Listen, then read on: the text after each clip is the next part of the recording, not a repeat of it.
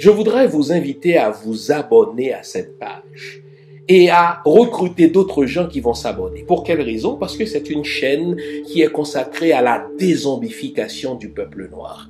Vous savez, en ma qualité de théologien, d'historien et d'expert en management public, je décide de mettre toute mon énergie et toute l'équipe qui travaille avec moi décide aussi de mettre toute son énergie à la dézombification du peuple noir.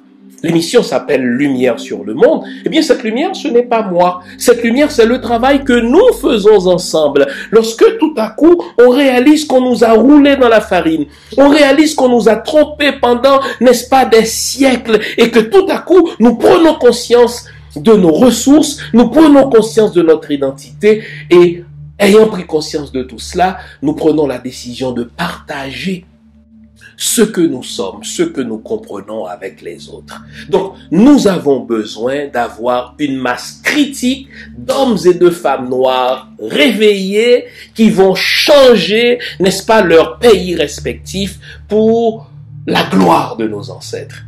Nos ancêtres méritent cela. Ils se sont sacrifiés pour nous et c'est à nous aujourd'hui de prendre le relais. Comment on le fait? On le fait en se dézombifiant et en dézombifiant les autres. Je vous invite donc à liker ce qui se fait sur cette chaîne, à le sharer, à le partager avec les autres, à vous abonner et si vous l'avez fait déjà, à recruter d'autres qui vont s'abonner. On est ensemble, on garde le moral car tant que va le moral, tout va.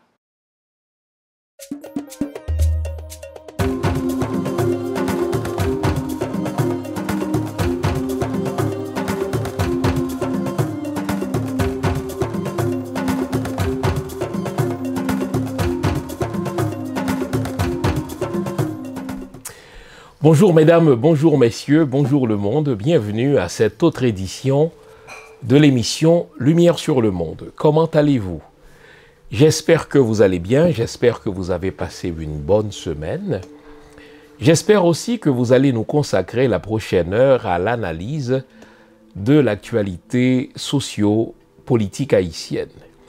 Eh bien, l'actualité haïtienne nous conduit cette semaine tout droit vers la Floride, où a eu lieu cette semaine une arrestation pour le moins spectaculaire, arrestation pour le moins orageuse, l'arrestation de Réginald Boulos. Si l'on consacre l'émission d'aujourd'hui à Réginald Boulos, ce n'est pas tant parce que c'est Réginald Boulos, mais c'est surtout parce que Réginald Boulos, c'est le type d'une classe d'affaires. Réginald Boulos, c'est le type d'une caste d'affaires. Réginald Boulos, c'est un certain rapport à Haïti. Réginald Boulos, c'est un certain rapport à l'État haïtien. Réginald Boulos, c'est un certain rapport à la population haïtienne. Réginald Boulos, c'est une façon de faire des affaires. Réginald Boulos, c'est un certain rapport à la jeunesse haïtienne. Réginald Boulos, c'est une façon de déstabiliser Haïti. Bref, Réginald Boulos, ce n'est pas un homme. Réginald Boulos, ce n'est pas un individu. Réginald Boulos typifie, Réginald Boulos incarne toute une caste, toute une classe d'hommes d'affaires qui est arrivée en Haïti à la fin du 19e siècle.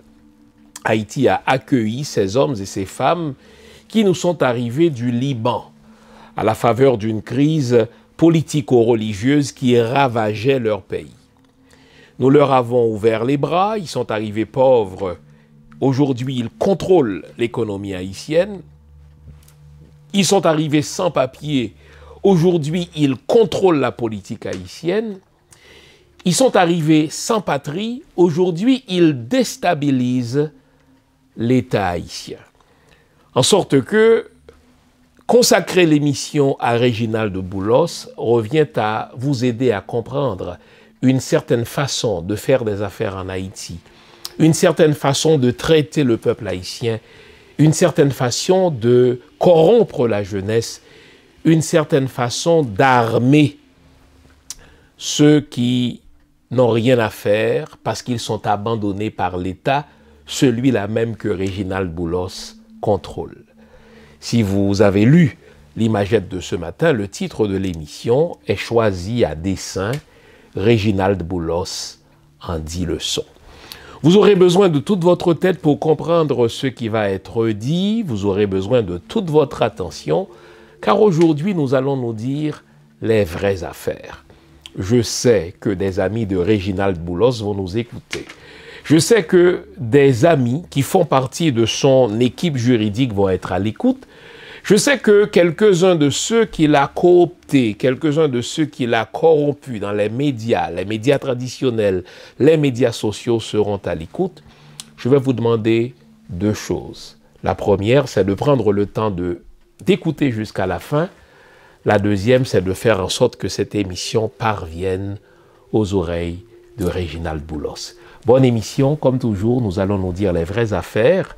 Je vous invite à vous offrir une bonne tasse de thé, une bonne tasse de café, une bonne tasse de chocolat chaud, bref, tout ce qui est de nature à vous garder éveillé, car ce matin encore, nous allons nous dire les vraies affaires. Réginald Boulos en 10 leçons.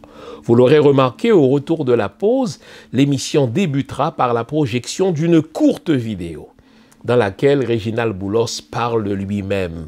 Vidéo dans laquelle Réginald Boulos fait la nomenclature de tous les terroristes qu'il contrôle.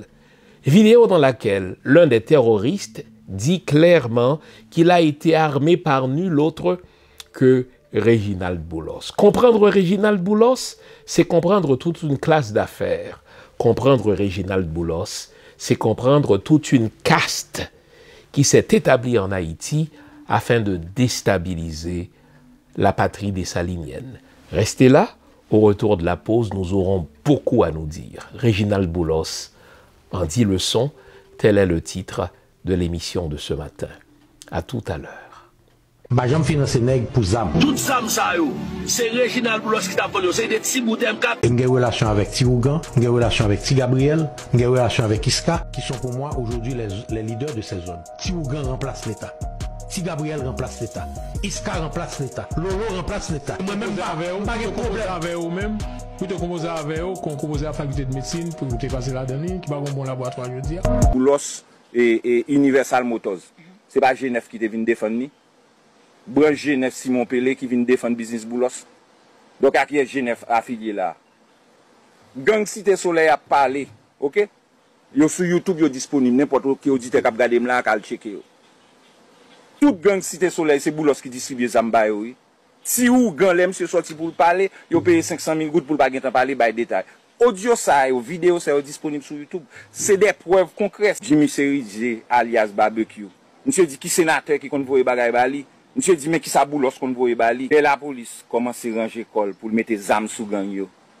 C'est pas bourgeois délinquant pays d'Haïti qui crée Fantôme 509 pour affaiblir la police avec syndicat. Oubliez les attaques là pour faire contre village de Dieu. C'est Dimitri Vob, tweet là sous contre Dimitri Vob, oui. C'est Dimitri Vob qui dit attaque sous village de Dieu contre gang yo pas fait non. Bagay yo là, preuve yo là, position yo là, yo va disparaître. Et c'est ça monde digital là. Monde digital là tellement gain élément là-dedans. Construire réalité a pas difficile. Le président bail l'ordre pour attaquer gang yo, ou son je dis quoi? La police pour l'entrée village de Dieu. Qui est-ce qui dit? 2 personnes qui dit que la police pas entrer village de Dieu. Dimitri Vob et Pierre Espérance. Vous nous l'avez demandé, nous avons le plaisir de vous apprendre que désormais, nos émissions, toutes nos émissions, sont disponibles avec des sous-titrages en 3 langues, en français, en anglais et en créole. Nous sommes conscients que l'émission Lumière sur le Monde est devenue une véritable plateforme familiale autour de laquelle des parents et des enfants se réunissent pour s'informer de ce qui se fait en Haïti, en Afrique ou ailleurs dans le monde. Pour vous faciliter la vie, nos émissions sont désormais disponibles avec des sous-titrages en 3 langues, français, créole et anglais. Nous progressons avec vous, nous marchons avec vous de manière à relever nos communautés et nos peuples. Nouveau, toutes nos émissions sont disponibles avec des sous-titrages en français, en anglais et en créole. Revenons à cette courte vidéo que nous venons de vous projeter. C'est une vidéo très révélatrice de l'homme dont on va parler aujourd'hui. C'est une vidéo très révélatrice de la classe qu'il représente. C'est une vidéo très révélatrice de la caste qui déstabilise Haïti, qui déstabilise l'État haïtien, qui corrompt notre jeunesse. Alors dans cette vidéo, Réginald Boulos lui-même le dit qu'il est l'ami de tous les malfaiteurs, qu'il est l'ami de tous les terroristes qui contrôlent aujourd'hui nos quartiers défavorisés.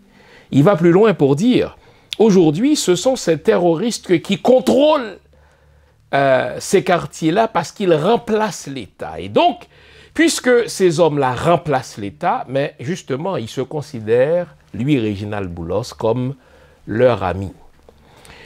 Et ce que Réginald Boulos cache, c'est que c'est lui qui les a armés. D'ailleurs, l'un de ces terroristes, qui est aujourd'hui le chef auto-désigné, le chef auto-proclamé du groupe terroriste Vivre Ensemble, ne le cache pas. Il dit que lui-même, il a été armé par nul autre que Réginald Boulos.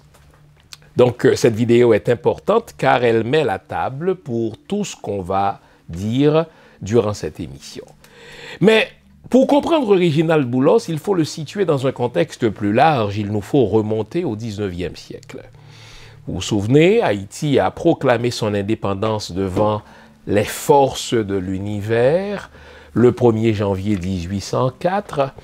Mais les nations esclavagistes, les nations dominantes d'alors, les nations pieuses de l'Afrique ne nous ont jamais laissé quelque répit que ce soit. Ainsi, comme vous le savez, la France n'a renoncé à Haïti après avoir forcé l'État haïtien à lui payer, n'est-ce pas, l'équivalent de 150 millions de francs or, n'est-ce pas, alors que le budget annuel de la France n'était guère que 3 fois moins que cela.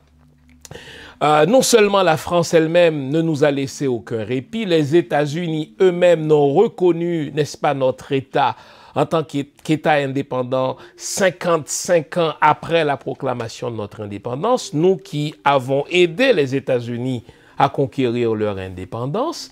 L'Espagne elle-même, n'est-ce pas, ne nous rendait pas la vie facile car beaucoup de guerres civiles, beaucoup de complots qui ont été fomentés par nos chefs d'État, les nationalistes, je parle, n'est-ce pas, de notre bien-aimé empereur Jean-Jacques Dessalines, je parle de notre bienheureux roi Christophe Henri, eh bien on sait aujourd'hui dans l'histoire que tous ces complots ont été fomentés, oui, de l'intérieur, par des rivaux, mais des rivaux qui sont téléguidés eux-mêmes par ces nations malveillantes, à savoir la France, les États-Unis, l'Espagne, et plus tard, tout récemment, donc le Canada. Donc les mêmes nations malveillantes ne nous ont jamais laissé quelque répit que ce soit.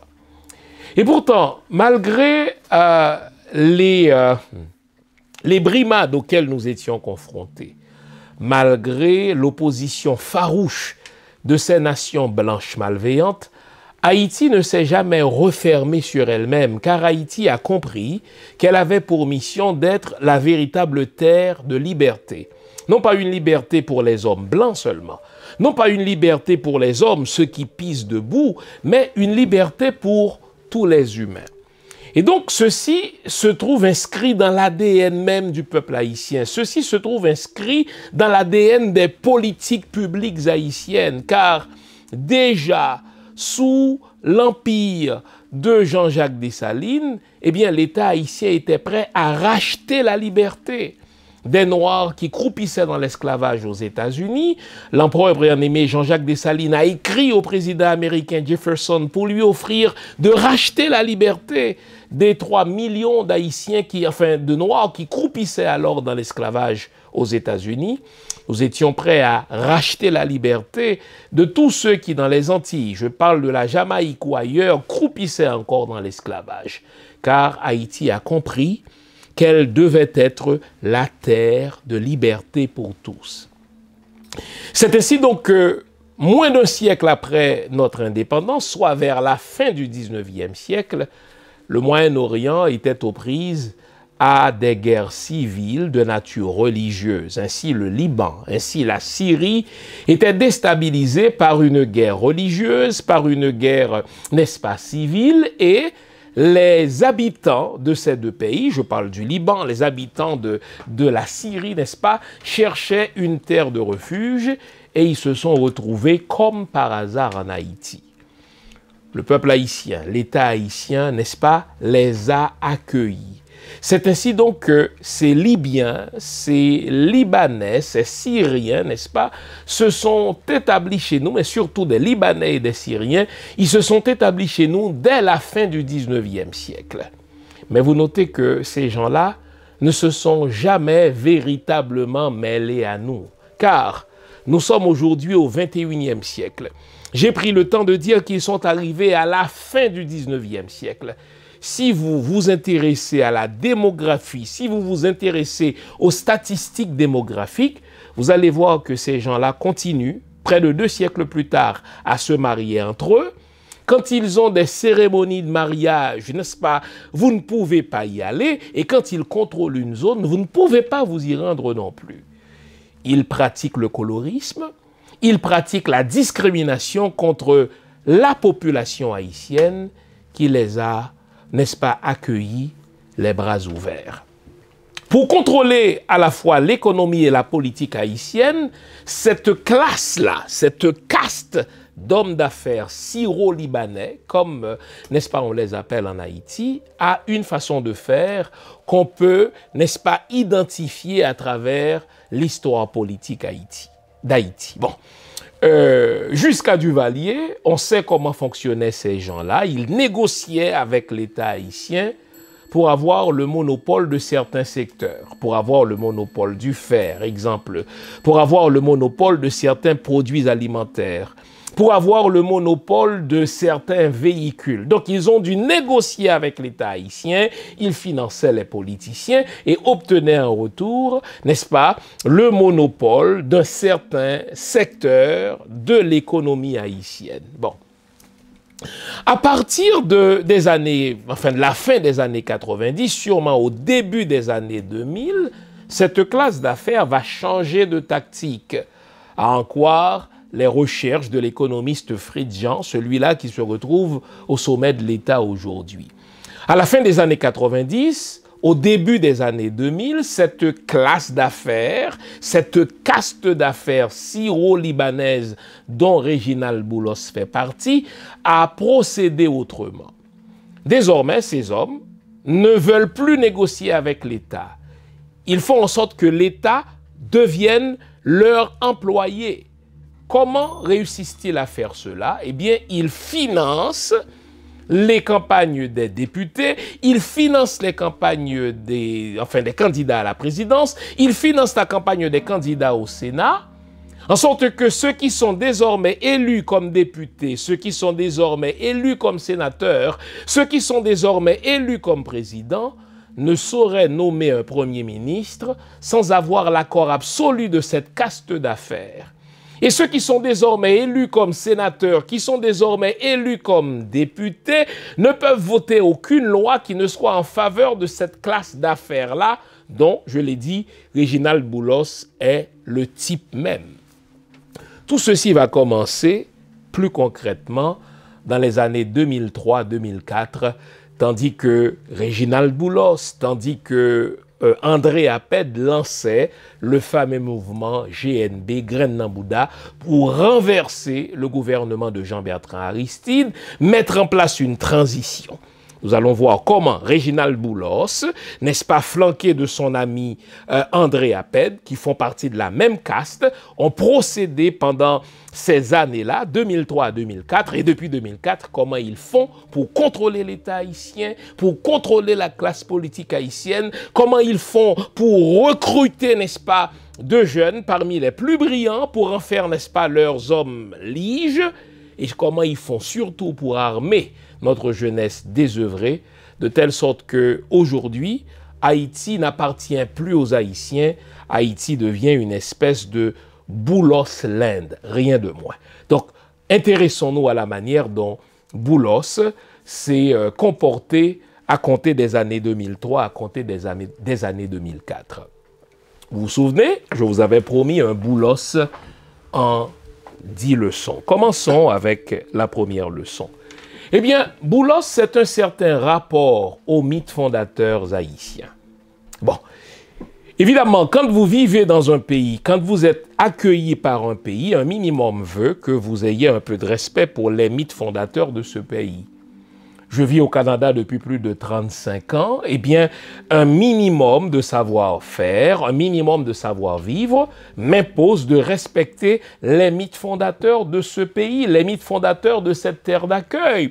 On va vous parler de Jacques Cartier, on va vous parler de Champlain, on va vous parler d'autres Européens qui ont colonisé, n'est-ce pas, cette terre qui appartenait jusque-là aux autochtones, et ils ont imposé un certain discours, ils ont imposé un certain narratif, ils ont imposé un certain discours.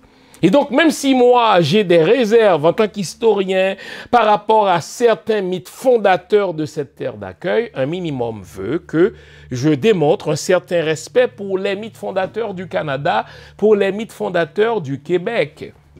Eh bien, le peuple haïtien devrait attendre, n'est-ce pas, ce type de comportement-là de la part des Boulos de ce monde, de la part des André Apette de ce monde. Non, ce n'est pas ce que nous avons eu. En sorte que la première leçon qu'il faut retenir pour comprendre Boulos et le type d'homme d'affaires qu'il représente, eh bien, pour Boulos, les mythes fondateurs d'Haïti sont à bannir. Les mythes fondateurs d'Haïti doivent être détruits. Je veux pour preuve le comportement de Boulos entre 2003 et 2004.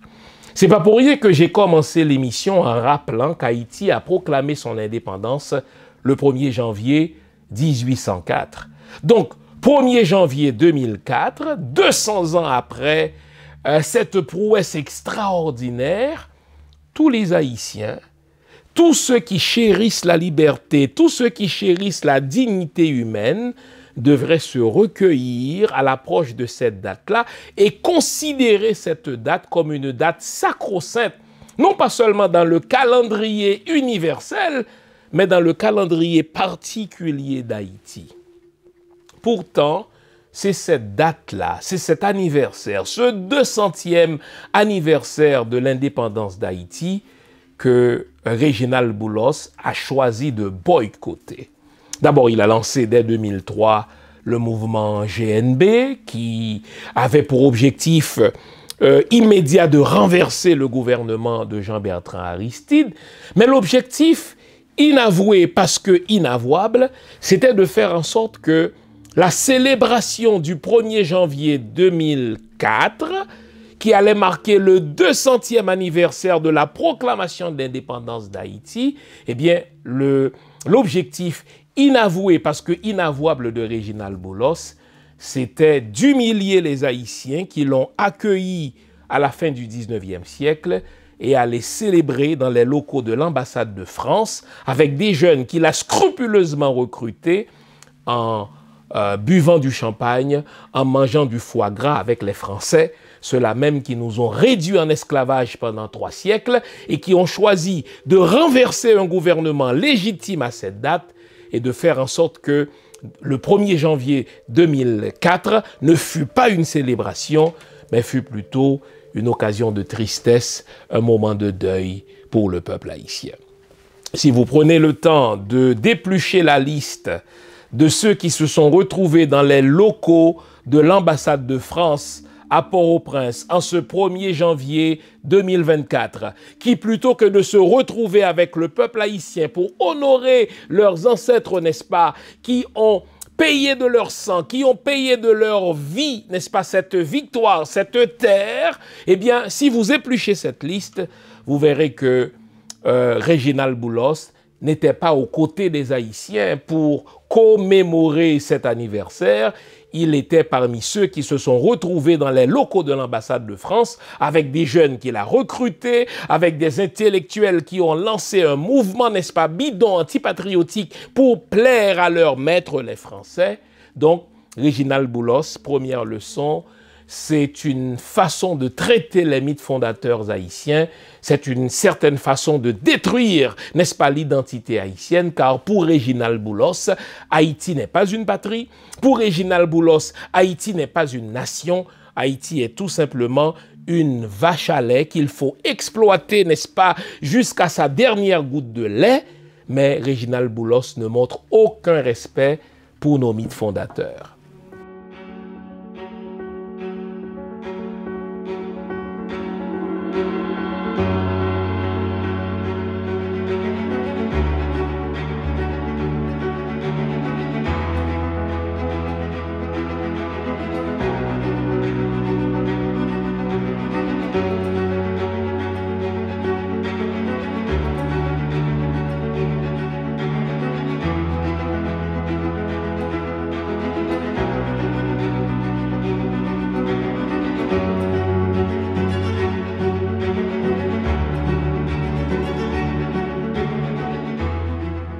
Ce disant, en parlant de Réginald Boulos, j'aurais pu citer nombre de ses amis qui font partie de la même caste, nombre de ses amis qui font partie de la même classe, cette classe syro-libanaise qui ne s'est jamais identifiée à la nation haïtienne, cette classe syro-libanaise qui ne s'est jamais identifiée à nos mythes fondateurs, mais qui s'est appliquée au contraire à détruire nos mythes fondateurs et qui avait choisi la date emblématique du 1er janvier 2024 pour célébrer avec les Français dans les locaux de l'ambassade de France plutôt que d'honorer les ancêtres des Haïtiens qui nous ont donné cette victoire du 1er janvier 1804. Donc Réginald Boulos, c'est une certaine façon de traiter Haïti. Réginald Boulos, c'est une certaine façon de détruire les mythes fondateurs d'Haïti. Réginald Boulos, c'est une certaine façon de détruire l'identité haïtienne en souillant les dates symboliques de l'histoire d'Haïti.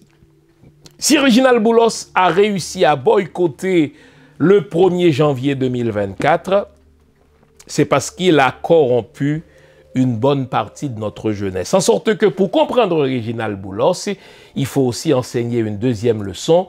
Réginald Boulos, c'est un certain rapport à la jeunesse haïtienne. Réginald Boulos a un comportement pour le moins très paradoxal vis-à-vis de nos jeunes. Il va parcourir les grandes villes d'Haïti pour identifier des jeunes intelligents, pour identifier des jeunes qui ont de l'avenir. Ceux-là, il va les recruter, il va les regrouper autour de lui, il va donc leur donner des emplois, il va leur faciliter des prêts auprès de la banque, il va les aider à obtenir le fameux visa américain, le Saint Graal des Haïtiens de ces dernières années. Mais s'il le fait, il ne le fait pas par humanisme, il ne le fait pas par générosité, il le fait dans le but de coopter notre jeunesse, dans le but, n'est-ce pas, de s'attacher certains jeunes à qui ils donnent, je viens de le dire, de l'emploi, à qui ils offrent, n'est-ce pas, des véhicules flambant neufs, à qui ils donnent, n'est-ce pas, le fameux visa américain, des jeunes qui ont une dette éternelle vis-à-vis de lui. Ce n'est pas pour rien que beaucoup de journalistes qui étaient jusqu'à présent respectables n'ont pas su livrer une analyse objective de ce que représente l'arrestation de Boulos. Pour quelle raison? Parce que cet homme-là, n'est-ce pas, leur consent des prêts, c'est grâce à eux qu'ils se sont lancés en affaires, c'est grâce à eux qu'ils se sont retrouvés aujourd'hui en terre étrangère, c'est grâce à eux qu'ils se sont placés, n'est-ce pas, au plus haut sommet de l'État haïtien. Et donc, quand on dit Réginald Boulos, on détourne les regards, on ferme les oreilles. Voilà le nom qu'on ne veut pas entendre, car on ne saurait livrer une analyse objective, n'est-ce pas, des méfaits de Réginald Boulos sur la jeunesse haïtienne, car Réginald Boulos, c'est d'abord le corrupteur de nos jeunes. Le temps me manquerait, et je choisis de ne pas le faire par élégance, si je devais citer tous les jeunes que Réginald Boulos et André Aped a corrompus au Cap haïtien, par exemple, ma ville natale. C'était à ce point indécent que Réginald Boulos a même conduit l'ambassadeur des États-Unis à Port-au-Prince jusqu'au Cap haïtien. Et imaginez, l'ambassadeur est allé donner des conférences de presse dans des locaux qui appartenaient à certains jeunes. Vous voyez l'indécence? L'ambassadeur des États-Unis qui techniquement remplace, enfin représente les États-Unis d'Amérique auprès des autorités haïtiennes, est allé jusqu'à s'entendre avec Réginald Boulos pour corrompre des jeunes du Cap haïtien, des jeunes universitaires de Port-au-Prince. Et puisque cet homme-là, désormais, est entré dans l'histoire pour avoir été Premier ministre, pour avoir été ministre des Affaires étrangères, parlez-en à Claude Joseph, qui était Premier ministre sous, n'est-ce pas, Jovenel, qui était ministre des Affaires étrangères, citez le nom de Claude Joseph, et vous saurez que si Claude Joseph était devenu l'universitaire ou l'étudiant universitaire qui facilitait l'obtention du visa américain auprès de ses, n'est-ce pas, condisciples de classe, c'est parce que André Aped et Réginald Boulos lui offraient l'opportunité de recruter des jeunes afin de déstabiliser l'État haïtien. En contrepartie, il recevait le Saint Graal du visa américain.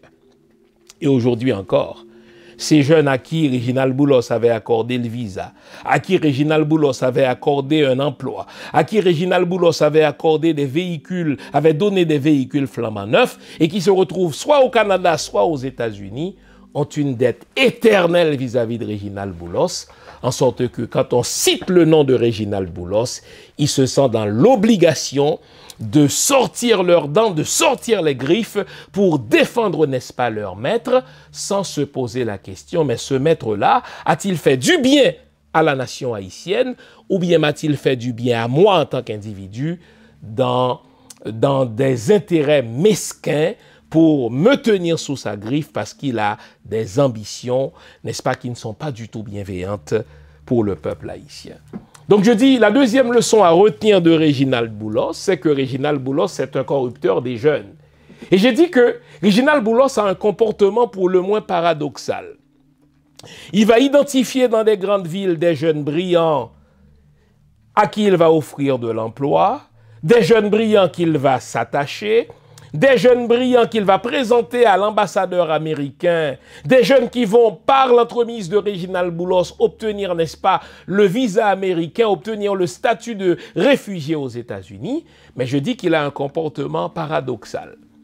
Pendant qu'il accorde des bourses à certains jeunes, pendant qu'il offre des emplois à certains jeunes, pendant qu'il facilite l'obtention du visa américain à certains jeunes, pendant qu'il facilite l'emprunt d'argent à la banque à certains jeunes pour leur permettre de se lancer en affaires, ce même Réginald Boulos va identifier d'autres jeunes dans des quartiers populaires, il va identifier d'autres jeunes dans des quartiers défavorisés, entre les mains desquels il va déposer des armes en leur disant « vous pouvez désormais remplacer l'État ».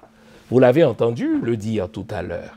Il a dit, moi, je suis l'ami de Tiungan, je suis l'ami de ceci, je suis l'ami de cela. Et si vous connaissez la réalité haïtienne, les noms dont il fait la nomenclature, ce sont tous des noms qui sont reconnus par la population haïtienne comme des terroristes. Il dit, moi, je suis leur ami. Pour quelle raison je suis leur ami? Parce que ces jeunes-là ont réussi à remplacer l'État. Il a dit, dans ces quartiers favorisés, ces jeunes-là, c'est eux l'État. Et ce qu'il ne dit pas, parce que c'est gênant de le dire, mais heureusement pour l'un de ces terroristes, il l'a dit pour nous, c'est que les armes qui détruisent les vies dans les quartiers défavorisés, les armes grâce auxquelles ces terroristes, n'est-ce pas, font fuir la population haïtienne, ces armes-là sont placées dans les mains de ces jeunes par le même Réginald Boulos. Au fait, Réginald Boulos, ce sont les deux faces de Janus. Il a un comportement, je l'ai dit, pour le moins paradoxal vis-à-vis de notre jeunesse. Il identifie les jeunes à qui il va accorder des bourses, qui sont appelés demain à diriger notre pays. On l'a vu avec Claude Joseph, Premier ministre, mais aussi l'un des assassins de Jovenel Moïse. On l'a vu, n'est-ce pas, avec d'autres jeunes qui se sont retrouvés dans diverses sphères de l'État haïtien. Donc à cela, il accorde, n'est-ce pas, des bourses. Grâce à eux, enfin grâce à Boulos, ils obtiennent le visa américain. Ils poursuivent des études à l'étranger. Cela, Réginald Boulos les garde tout près de lui, car c'est eux qui seront appelés à diriger l'Haïti de Boulos de demain. Mais comportement paradoxal, il identifie d'autres jeunes dans des quartiers défavorisés, entre les mains desquels il dépose des armes comme un Santonax des temps modernes, en leur disant, n'est-ce pas, je paraphrase, celui qui voudra vous enlever cette arme voudra libérer Haïti. Donc si vous voulez qu'Haïti ne se libère jamais, gardez vos armes. Ce n'est un secret pour personne, c'est la façon de faire de Réginald Boulos pour arriver à rester le maître du jeu dans les quartiers favorisés. Il arme les jeunes que l'État, n'est-ce pas, ne dessert point, et d'autres jeunes, il les recrute en fonction de leur intelligence, il leur donne des bourses, il leur donne des visas, il leur facilite des prêts, et ceux-là lui sont restés attachés, car c'est eux demain qui vont diriger l'Haïti, pas notre Haïti à nous, mais l'Haïti de Réginald Boulos, selon une certaine vision de Réginald Boulos. Donc Réginald Boulos, c'est un corrupteur. Vous l'aurez remarqué, on a changé notre site web. Sur le site web, vous trouverez plusieurs onglets.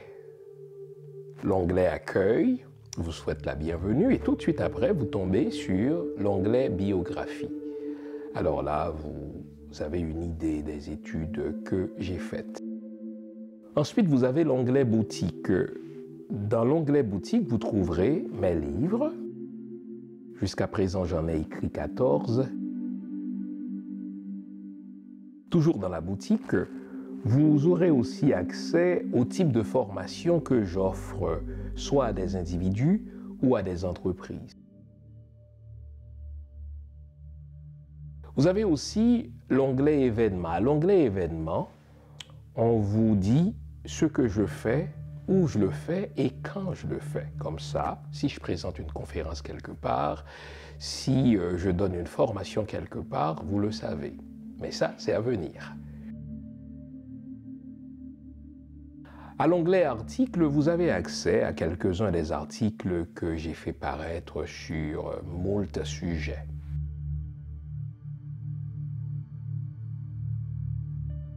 Vous trouverez aussi mes audios. Au fait, les audios, ce sont les anciennes émissions que j'ai présentées à la radio CPAM et que vous avez appréciées.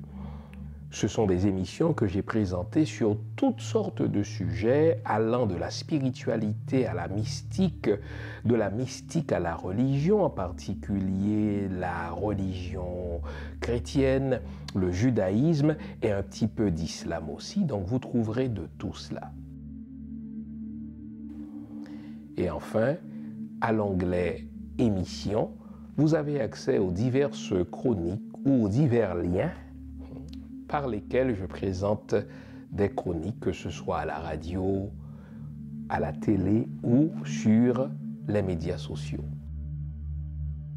Enfin, vous avez l'onglet Contact qui vous permet de me contacter soit par email ou par les médias sociaux. Le nouveau site de Jean Fils-Aimé, c'est le vôtre.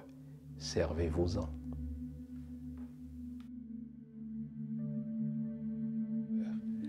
Réginald Boulos, c'est un déstabilisateur de l'État haïtien en armant des jeunes défavorisés. Si vous prenez le temps de lire ce que ICE retient contre Réginald Boulos en tant que chef d'accusation, eh bien, l'un des chefs d'accusation que l'on retient contre Réginald Boulos, c'est justement ses accointances avec l'organisation terroriste Vivre Ensemble.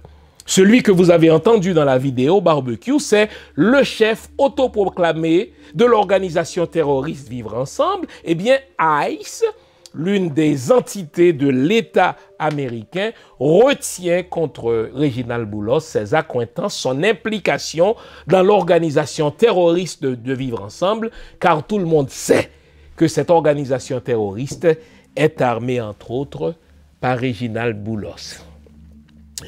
Réginald Boulos, ce n'est pas seulement un certain rapport à l'identité haïtienne qu'il cherche à détruire, Réginald Boulos, ce n'est pas seulement un certain rapport au mythe fondateur haïtien qu'il cherche à déconstruire. Je vous ai dit qu'en 2003-2004, tandis qu'on s'apprêtait à célébrer notre victoire sur la plus grande armée d'alors, l'armée sanguinaire de Napoléon Bonaparte, l'armée génocidaire de Napoléon Bonaparte, l'armée de l'État français qui était une armée qui était un État raciste, un État xénophobe, un État génocidaire, nos ancêtres ont remporté cette éclatante victoire sur l'armée française, tandis que nous, 200 ans plus tard, on s'apprêtait à célébrer cette victoire. Réginald Boulos a choisi de déconstruire ce mythe fondateur en recrutant des jeunes universitaires, en recrutant des jeunes du niveau secondaire autour d'un mouvement bidon qu'on appelait GNB, Grenambunda, pour renverser le gouvernement de Jean-Bertrand Aristide, mais surtout pour noyer dans la division ce qui devait être la plus belle célébration de l'histoire, l'histoire de ce premier État nègre d'Amérique, l'histoire de ce premier État non blanc, non machiste, histoire de cet État qui a offert la liberté aux hommes comme aux femmes, histoire de ce premier État qui a offert la liberté à tous et à toutes, sans égard à leur couleur de peau. Alors, ce Boulos, c'est un destructeur de l'identité haïtienne. Ce Boulos, c'est un destructeur des mythes fondateurs haïtiens. Ce Boulos, c'est une certaine façon de traiter la jeunesse, car c'est un corrupteur de jeunes. Il recrute des jeunes qu'il s'attache en leur accordant des bourses, en leur facilitant des prêts, en leur accordant, n'est-ce pas, le visa américain. Il recrute d'autres jeunes à qui il donne des armes afin de remplacer l'État selon son propre mot. Tiungan, c'est mon ami parce qu'il remplace l'État haïtien, disait-il. Troisième leçon de Réginald Boulos. Réginald Boulos, c'est une certaine façon de faire des affaires en Haïti. J'ai présenté plusieurs émissions sur les banques haïtiennes. J'ai présenté plusieurs émissions sur la caste des affaires en Haïti. D'abord, le mot est impropre. La caste de Réginald Boulos, ce n'est pas une caste qui crée de la valeur en Haïti. C'est des gens qui se contentent d'acheter des saloperies de la République dominicaine. C'est des gens qui se contentent d'acheter des chinoiseries et qui revendent, n'est-ce pas, ces saloperies-là à fort prix à la population haïtienne en s'assurant que personne d'autre ne peut vendre les mêmes choses. Donc, Réginald Boulos, c'est une certaine façon de faire des affaires en Haïti qui repose sur des monopoles, qui repose sur des produits de très mauvaise qualité, fabriqués à dessein pour le peuple haïtien. Réginald Boulos, c'est une certaine façon de faire des affaires en Haïti qui repose sur la violence. Il l'a dit et on le sait, il contrôle la jeunesse, il contrôle les groupes terroristes parce que ça fait marcher ses affaires. Si vous demandez à n'importe quel membre de la diaspora ou à n'importe quel membre de la classe moyenne émergente d'Haïti qui voudrait, exemple, importer du riz, qui voudrait, exemple, n'est-ce pas, importer des spaghettis, qui voudrait, exemple, importer de l'huile, c'est-à-dire les produits de première nécessité, qui voudrait, exemple, importer, n'est-ce pas, de la farine, eh bien, vous aurez un premier avertissement. Si vous êtes chanceux, on va brûler vos marchandises. Et si vous n'êtes pas chanceux, ben vous mourrez, c'est pas compliqué. Et lorsque votre famille fera sa petite enquête, on découvrira que derrière cet assassinat, il y a la main cachée des Boulos de ce monde. En sorte que Boulos, ce n'est pas un individu, Boulos, ce n'est pas un homme. Boulos, c'est le type d'une certaine caste d'affaires en Haïti qui fait en sorte que la classe moyenne ne peut rien faire sans négocier avec ces gens-là. Et pourtant, lorsqu'ils sont arrivés à la fin du 19e siècle chez nous, on les appelait des boîtes dans le dos, parce qu'ils sont arrivés avec des boîtes dans leur dos. Ils sont arrivés les mains nues. Ils sont arrivés pauvres. Ils sont arrivés sans papier. Ils sont arrivés sans passeport. L'État haïtien les a accueillis. Et plutôt que d'éprouver de la reconnaissance, plutôt que d'éprouver de la gratitude vis-à-vis du peuple haïtien, Réginald Boulos et sa bande, Réginald Boulos et sa classe Réginald Boulos et son groupe, n'est-ce pas, choisissent de faire des affaires en Haïti de manière exclusive et d'empêcher les hommes de ma peau, les hommes de mon épiderme de s'enrichir sans négocier avec eux, sans se laisser corrompre par eux. Réginald Boulos, c'est donc une façon de faire des affaires en Haïti. Quelle est cette façon de faire des affaires en Haïti? Simple. Jusqu'à la fin des années 90, on négociait avec l'État pour avoir des monopoles.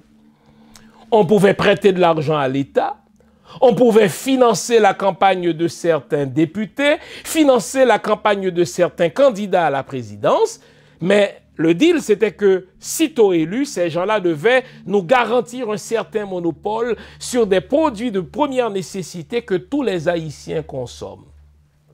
Mais à la fin des années 90, et surtout depuis le début des années 2000, eh bien, la classe de Réginald Boulos ne fait plus affaire de cette façon-là. Réginald Boulos achète ni plus ni moins la classe politique haïtienne. Il achète ni plus ni moins l'Assemblée nationale haïtienne. Il achète ni plus ni moins, n'est-ce pas, la Chambre des députés, la Chambre des sénateurs. Il achète avec son argent le président. J'ai accordé une entrevue, enfin le fils du défunt président Jovenel Moïse m'a accordé une entrevue dans laquelle il reconnaît que la campagne de son père était financée en grande partie par nul autre, je vous le donne en mille, que Réginald Boulos. Lorsqu'il y avait cet ouragan dans le sud d'Haïti, on a vu Jovenel débarquer avec des marchandises qui pouvaient nourrir toute la population haïtienne. Et Réginald Boulos n'a jamais caché que tout cela venait de lui. Eh bien, c'était un investissement qu'il faisait dans la campagne de celui qui était pressenti comme le futur président d'Haïti. Et il attendait en retour des monopoles. Il attendait en retour le contrôle des politiques publiques du président. Il attendait en retour le contrôle, n'est-ce pas, des lois qui seraient votées par le Sénat et la Chambre des députés. Troisième leçon, Réginald Boulos, c'est une certaine façon de faire des affaires basée sur la corruption, basée sur la violence. Quand les députés devaient voter une loi, Réginald Boulos avait pour habitude de les convoquer dans une chambre d'hôtel. Et là encore, je cite Fritz Alphonse Jean, économiste, qui connaît les pratiques de ces gens-là. Quand une loi devait être votée, 9 fois sur 10, cette loi était suggérée par la bande de Réginald Boulos. On convoquait les députés et les sénateurs dans un certain hôtel qui appartient justement aux hommes de Réginald Boulos. On les enfermait dans une salle, on pouvait même les priver de nourriture jusqu'à ce qu'ils consentent tous à voter cette loi, jusqu'à ce qu'ils consentent tous à voter pour un certain premier ministre, jusqu'à ce qu'ils consentent tous, n'est-ce pas, à voter pour telle politique publique, n'est-ce pas, proposée par le président, qui allait être à l'avantage exclusif de cette classe d'affaires. Réginald Boulos, c'est une certaine façon de faire des affaires qui repose sur le monopole, ou bien sur des oligopoles, qui repose sur la fraude, qui repose sur la corruption, qui repose surtout sur la violence. Si vous n'êtes pas d'accord avec Réginald Boulos, vous serez kidnappé. Si vous n'êtes pas d'accord avec Réginald Boulos, votre business sera incendié. Si vous n'êtes pas d'accord avec Réginald Boulos, vous serez tout simplement tué, car c'est le type d'homme d'affaires qui marque les esprits par des assassinats scandaleux, par des meurtres scandaleux. Vous êtes avec nous ou contre nous. Et si on vous perçoit comme étant contre nous, c'est pas compliqué. On vous bloque en Haïti, on vous tue dans cette terre pour laquelle Dessalines est mort. Réginald Boulos en 10 leçons. Nous en sommes déjà à la 4e leçon, après la pause que voici.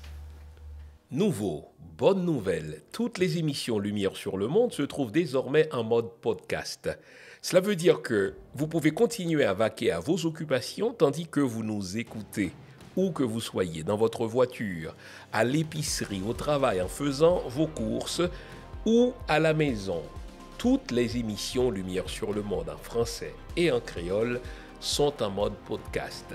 Vous les trouverez sur Apple Podcast, Spotify, Podcast Index, Google Podcast, Amazon Music, Stitcher et les autres. Nous sommes partout en mode podcast. Il n'en tient qu'à vous. Nouveau, bonne nouvelle, Lumière sur le monde est un podcast.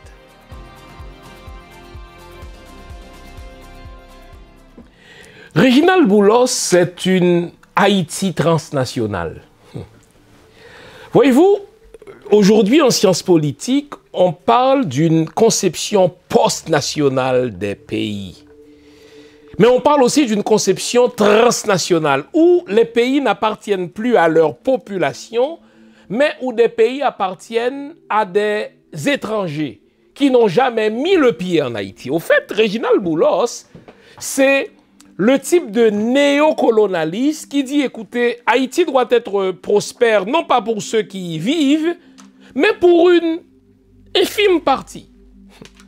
Et cette infime partie de sa population pour qui Haïti doit être prospère, pour Réginald Boulos, doit être composée des Syro-Libanais comme lui. Si vous voulez bien comprendre le comportement de Réginald Boulos, suivez ses rapports avec l'ambassadeur américain. En 2003, l'ambassadeur des États-Unis, n'est-ce pas, à Port-au-Prince, c'est le bon ami de Réginald Boulos. C'est lui qui présente à cet ambassadeur les jeunes qu'il recrute pour lancer le mouvement de renversement de Jean-Bertrand Aristide. C'est lui qui recrute, n'est-ce pas, des jeunes à qui l'ambassadeur américain va accorder le visa, le Saint Graal pour l'avenir des jeunes. C'est lui qui recrute, enfin André Appel, et lui qui recrute, n'est-ce pas, Claude Joseph, qui lui va distribuer des visas américains à qui mieux, justement sur la recommandation de Réginald Boulos. Donc Réginald Boulos, en 4e leçon, c'est une Haïti transnationale. Vous notez que avec l'Haïti de Réginald Boulos, les Haïtiens veulent tous laisser Haïti. Mais tandis que nous, on veut laisser Haïti, les Réginald Boulos de ce monde, c'est-à-dire Réginald Boulos et sa caste syro-libanaise, n'est-ce pas, s'installent à demeure en Haïti, car il n'y a pas de meilleure terre pour faire des affaires, sinon que cette Haïti-là, l'Haïti transnationale de Réginald Boulos. Pour y arriver, c'est pas compliqué, on donne Haïti pieds et mains liés à l'ambassade américaine. Le plan de renversement de Jean-Bertrand Aristide en 2003 a été conçu, comme on le sait, par la France, le Canada et les États-Unis, avec ce fameux programme du Canada, Initiative d'Ottawa sur Haïti. Mais quand ces malveillants étrangers conçoivent un plan malveillant pour le peuple haïtien, il faut des collabos internes, il faut des collabos nationaux, suivez mon regard, qui soient prêts à tout pour faire d'Haïti une terre transnationale qui n'appartienne plus aux Haïtiens, mais qui appartient à cette caste syro-libanaise. Et quant à ce projet transnational, vous pouvez compter sur Réginald Boulos. Il est de tous les mauvais coups. Il est de tous les coups fumants, du renversement de Jean-Bertrand Aristide au contrôle de l'Assemblée nationale, au contrôle de la Chambre des députés, au contrôle, n'est-ce pas, de la Chambre des sénateurs, de l'assassinat du président Jovenel Moïse, jusqu'à l'armement de nos jeunes, donc jusqu'à la déstabilisation de la population haïtienne. À chaque fois que vous citez l'un de ces méfaits, vous pouvez aussi adjoindre le nom de Réginald Boulos, car il est de tous les coups fumants. Or, qu'y a-t-il comme projet derrière le déplacement de la population haïtienne?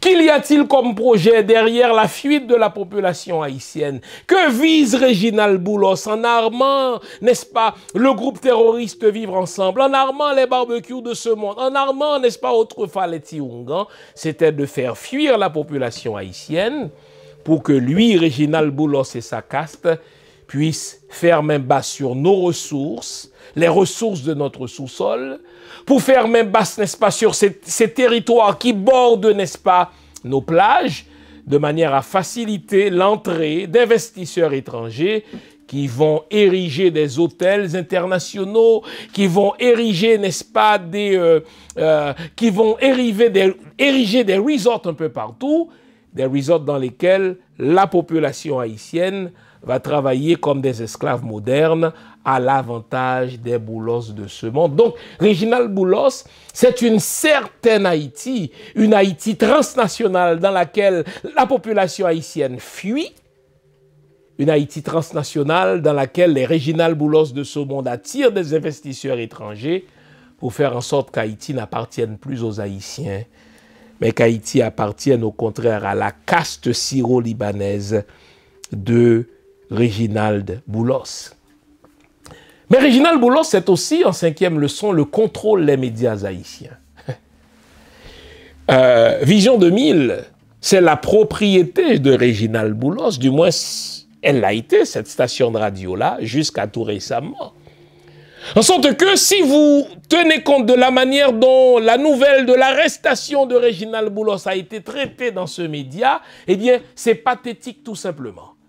Les gens évitent de parler des vraies choses, on tourne autour du pot, on évite de voir l'éléphant qui est dans la pièce. Pour quelle raison? Parce que c'est la station de Réginald Boulos. Réginald Boulos ne contrôle pas seulement les médias en achetant certains médias, mais il contrôle les médias en achetant des publicités dans ces médias.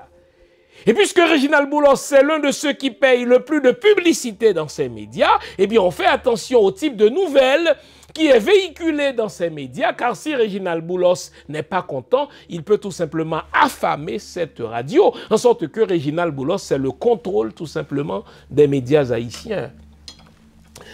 Au lendemain de l'arrestation de Réginald Boulos le 17 juillet dernier, j'étais très curieux de voir comment les médias traditionnels, comment le Nouvelliste, le seul journal haïtien, allait traiter la nouvelle de cette arrestation.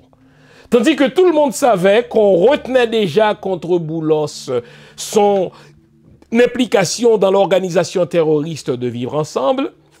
Tout le monde savait qu'on retenait contre Réginald Boulos son implication, n'est-ce pas, potentielle dans l'assassinat du président Jovenel Moïse. Tout le monde sait qu'on retenait contre lui certaines pratiques frauduleuses en matière d'affaires.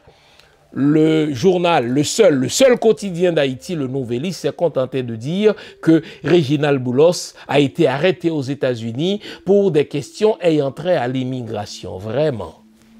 Je peux me faire arrêter aux États-Unis pour des questions ayant trait à l'immigration. N'étant pas américain, détenant un passeport canadien, j'ai le droit, jusqu'à présent encore, de me rendre aux États-Unis et d'y rester, n'est-ce pas, au maximum 6 mois. Alors si je reste 6 mois et 1 jour, eh bien je peux me faire arrêter pour des questions ayant trait à l'immigration. C'est une chose que de dire que Jean Fils-Aimé s'est fait arrêter, n'est-ce pas, aux États-Unis pour des questions ayant trait à l'immigration. C'est une chose que de dire ça. C'en est une autre que de dire que je me suis fait arrêter pour des implications dans des organisations terroristes comme Vivre Ensemble. Tout le monde sait, et vous n'avez qu'à écrire le nom de Réginald Boulos sur Wikipédia, lisez sa biographie en anglais, et vous allez voir justement que ce que ICE retient contre lui, c'est justement le fait qu'il déstabilise Haïti en armant notamment le groupe terroriste Vivre Ensemble. Et pourtant, le Nouvelliste s'est contenté de quelques lignes en disant que l'homme d'affaires haïtien, Réginald Boulos, s'est fait arrêter pour des questions ayant trait à l'immigration. C'était pathétique d'entendre certains journalistes. C'était pathétique d'entendre certains avocats, n'est-ce pas, tourner autour du pot parce qu'on refuse de dire la vérité sur Réginald Boulos. Pour quelle raison? Parce que Réginald Boulos, c'est le contrôle absolu des médias. Et en ceci, il suit la méthode que j'appelle la méthode Gaspard Théodore Moulin. Ce premier espion, ou l'un des premiers espions que la France a dépêché en Haïti tout de suite après l'indépendance d'Haïti, sous couvert de consul, cet homme avait pour mission d'étudier les mœurs haïtiennes et de faire des recommandations à l'État français. Et l'une de ces recommandations, c'était en des termes contemporains, si vous contrôlez les médias, vous contrôlez le narratif sur la France, et si vous contrôlez le narratif sur la France, vous allez contrôler l'esprit des Haïtiens. Et c'est ce que fait Réginald Boulos. Réginald Boulos ne contrôle pas seulement les médias traditionnels en Haïti, il va jusqu'à contrôler certains médias de la diaspora. Si vous faites des recherches, vous noterez que beaucoup de nos stations de radio à l'étranger ont reçu ou reçoivent encore du financement ou ont reçu un prêt de la part de Réginald Boulos. Pour quelle raison? L'homme cherche à contrôler les médias. Donc il ne contrôle pas seulement la politique en Haïti, les sénateurs, les députés. Il ne contrôle pas seulement ceux qui sont élus comme président, quitte à les faire assassiner s'ils osent, n'est-ce pas, échapper à son contrôle. Mais Réginald Boulos, c'est une certaine façon de contrôler les médias. Soit qu'il les achète, ces médias, en propre, ou alors il achète des publicités, contrôlant ainsi les finances, contrôlant ainsi les revenus de ces médias. Et on connaît le vieil adage qui finance commande.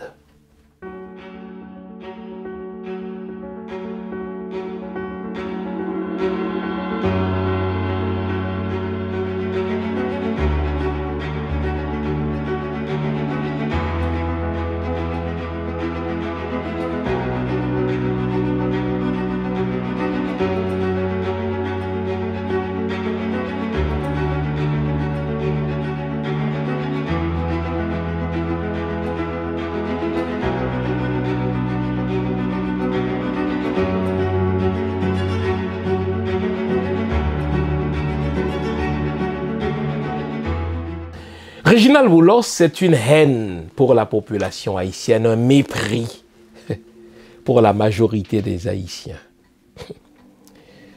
Pour s'assurer de contrôler la population haïtienne et de faire en sorte que cette population soit esclave chez elle, pour faire en sorte que cette population soit en exil en son propre pays, eh bien, Réginald Boulos ne se contente pas de contrôler les médias, il ne se contente pas de contrôler, n'est-ce pas, nos jeunes, de corrompre nos jeunes par des bourses, par des prêts, en plaçant des armes, n'est-ce pas, aux mains de quelques-uns de nos jeunes ou aux mains de ceux qui font partie aujourd'hui des groupes terroristes.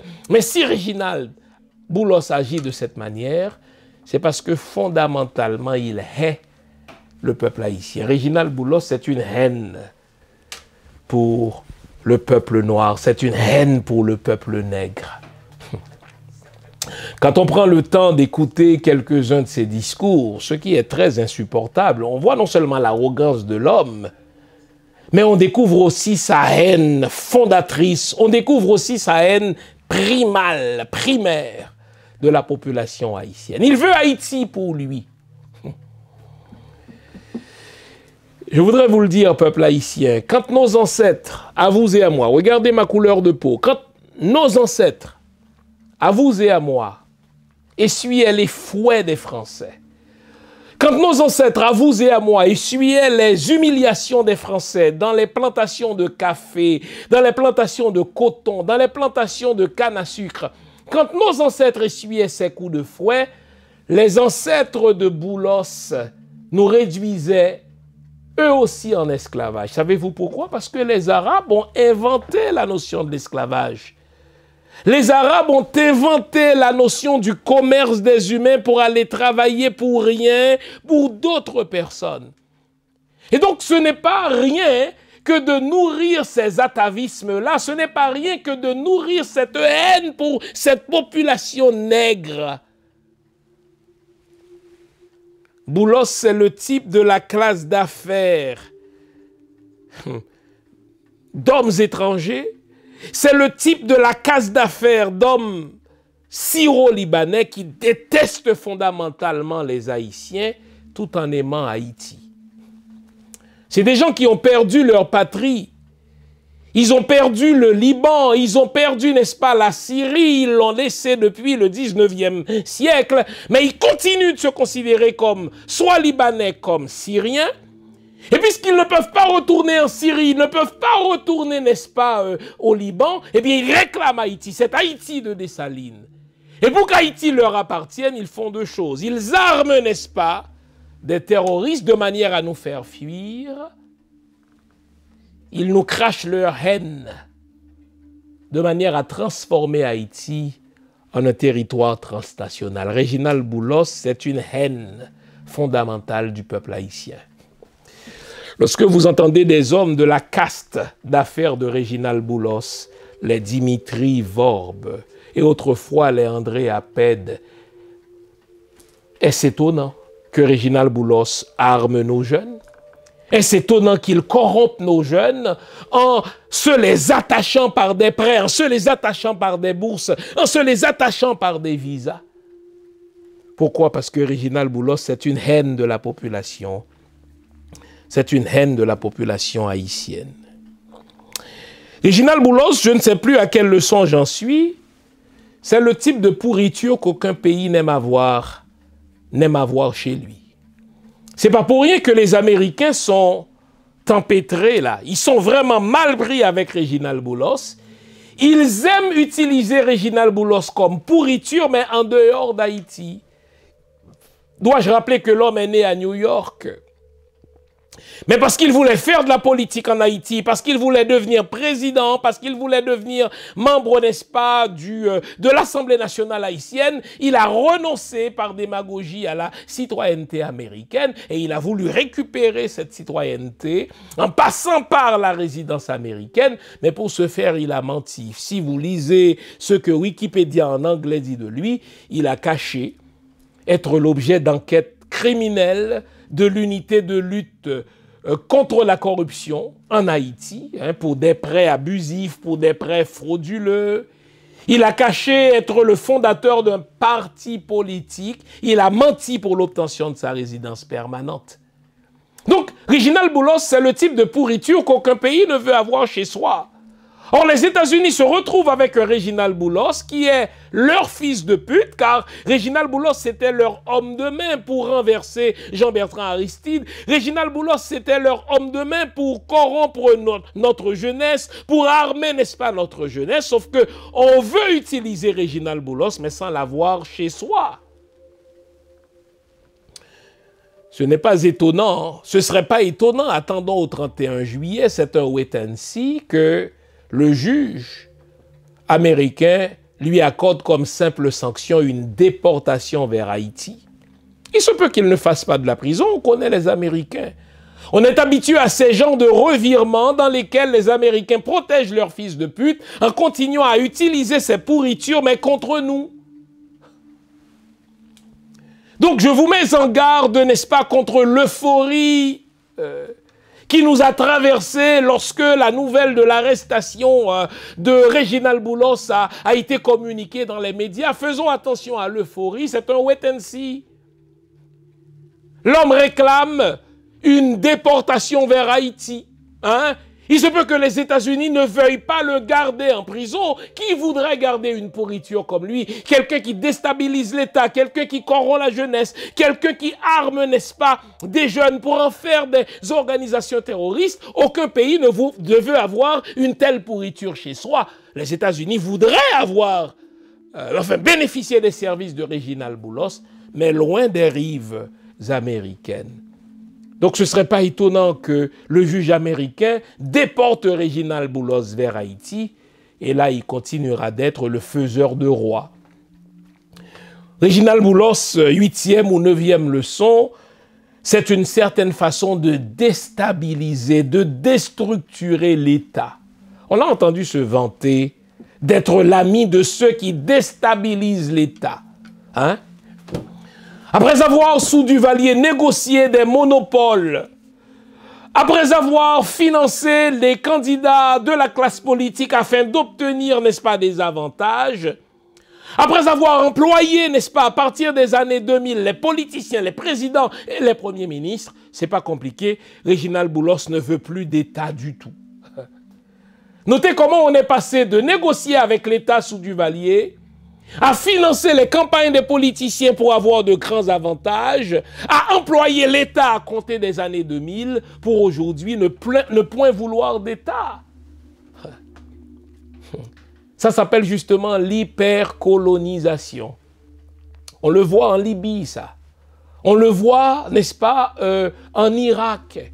On préfère scinder les pays, on préfère charcuter les territoires nationaux pour confier le nord à tel groupe terroriste, le sud à tel groupe terroriste, le centre à tel groupe terroriste. Comme ça, on fait des affaires directement avec des terroristes, on leur donne quelques millions et on récolte, n'est-ce pas, le pactole, plutôt que d'avoir à négocier avec des sénateurs, des députés, des présidents qui à tout moment risquent de nous échapper, comme on l'a vu, n'est-ce pas, vers la fin du mandat de Jovenel.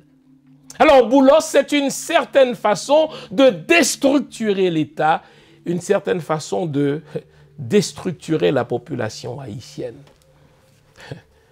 Je vous le dis, quand nos ancêtres essuyaient les coups de fouet. Nos ancêtres, à vous et à moi, regardez ma peau encore une fois. Les ancêtres de Boulos, eux, réduisaient aussi nos ancêtres africains en esclavage. Alors, dites-moi, cette arrestation devrait être pour nous l'occasion de nous sensibiliser sur cette caste d'affaires. L'arrestation de Boulos devrait être pour nous l'occasion de nous sensibiliser sur le rôle destructeur de cette caste d'affaires syro-libanaise qui contrôle nos banques, qui contrôle notre économie, qui contrôle, n'est-ce pas, les affaires, qui contrôle la politique, qui déstructure l'État, qui corrompt la jeunesse, qui arme, n'est-ce pas, nos jeunes. Est-ce qu'on va laisser les Boulos de ce monde continuer à déstructurer notre pays, continuer à détruire nos mythes fondateurs sous prétexte qu'ils ont de l'argent, sous prétexte qu'ils sont les amis des Américains, sous prétexte qu'ils ont leurs entrées dans des ambassades américaines?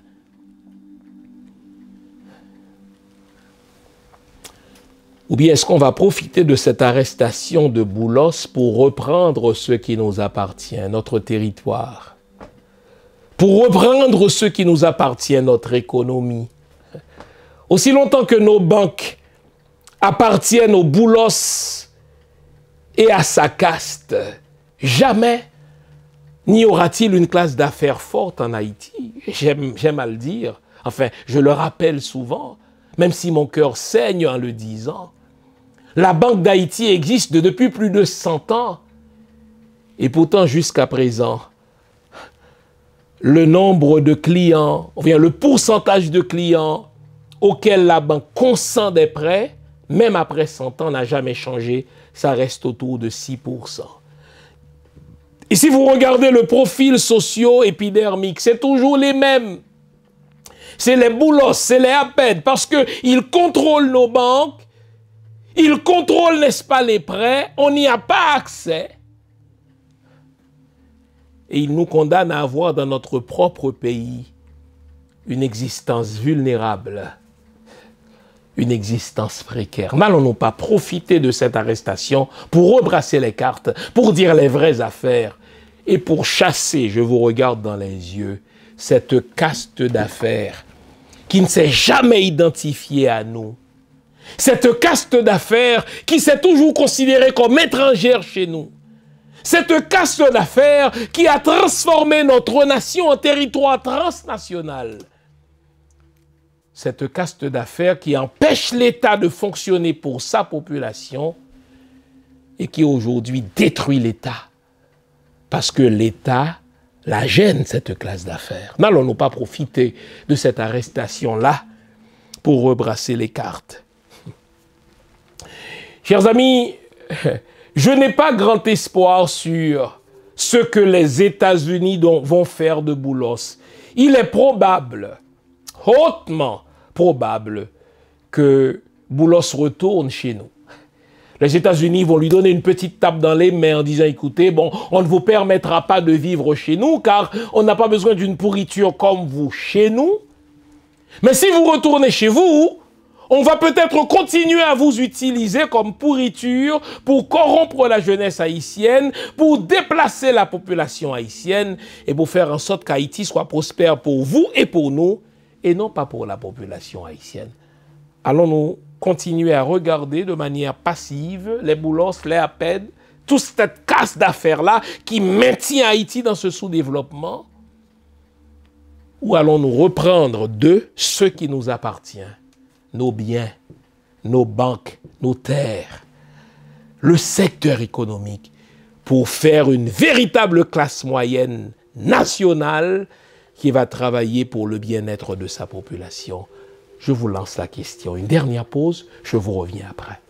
Vous vous demandez où trouver mes livres? Simple, sur mon site, prioritairement, www.jeanfils-aimé.com. Vous avez accès à tout ce que j'ai écrit. Où que vous vous trouviez dans le monde, nous livrons partout où c'est possible. Vous pouvez aussi avoir accès à mes livres par Amazon.ca. C'est un excellent cadeau à se faire ou à faire aux autres. Servez-vous-en. Si on avait des dirigeants dignes de ce nom en Haïti, ce sont les dirigeants haïtiens qui réclameraient Réginald Boulos pour le juger pour corruption de la jeunesse, pour le juger pour trafic illégal d'armes, pour le juger pour déstabilisation de l'État, pour le juger pour pratique frauduleuse des affaires. Cet homme-là avait contracté un emprunt scandaleux auprès de l'ONA. Quand je vous dis que c'est vraiment un fils de pute, ce Réginald Boulos, c'est pas seulement lui, mais c'est toute sa classe, c'est toute sa caste d'affaires. Si on avait un véritable État ici, on réclamerait Réginald Boulos. On l'arrêterait. On le poursuivrait pour ces chefs d'accusation que je viens de mentionner. Et on le condamnerait à la prison à perpétuité. Vous savez, je suis dessalinien. Au temps de Dessalines, c'est le genre de pourriture qu'on aurait arrêté, qu'on aurait jugé, qu'on aurait condamné et qu'on aurait exécuté. J'ai aussi un cœur, n'est-ce pas, christophien. Au temps du roi Christophe Henri, c'est le genre d'homme qu'on aurait arrêté, jugé et condamné aux travaux forcés.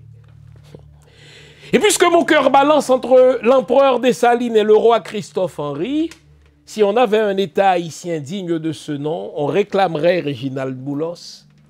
On déposerait ses chefs d'accusation contre lui, corrupteur de jeunes, trafic illégal d'armes. On l'aurait fait condamner.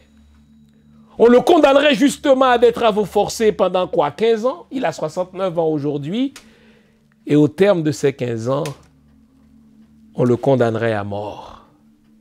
Et on marquerait ainsi les esprits pour dire qu'on veut en finir avec ce système qui fait en sorte que les ressources d'Haïti restent aux mains d'une caste, d'une classe d'hommes, d'étrangers qui sont arrivés à la fin du 19e siècle.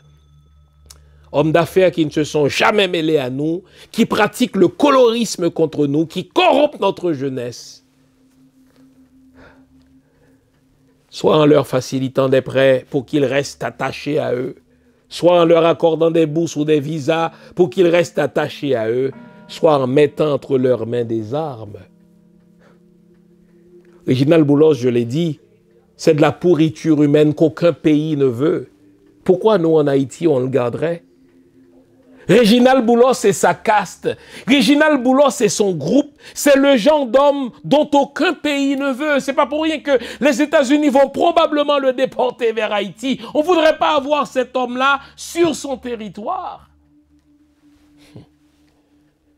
Ceux qui sont au gouvernement aujourd'hui ont passé les 3 dernières années à chanter une transition de rupture.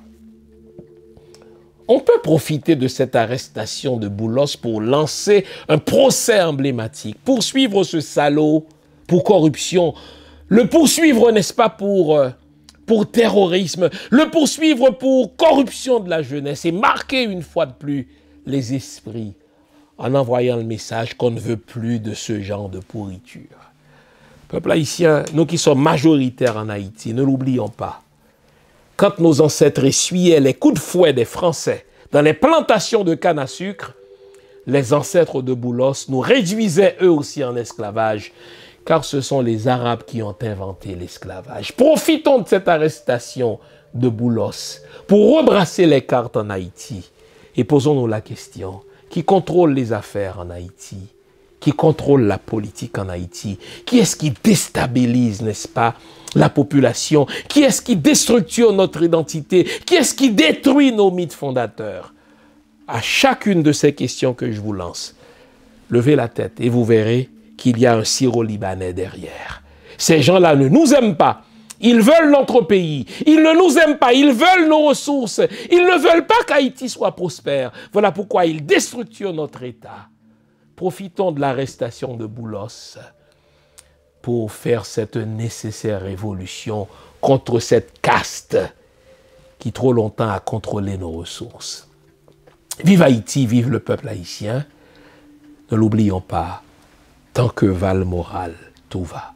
Bonne semaine, j'espère vous avoir été utile. À la semaine prochaine.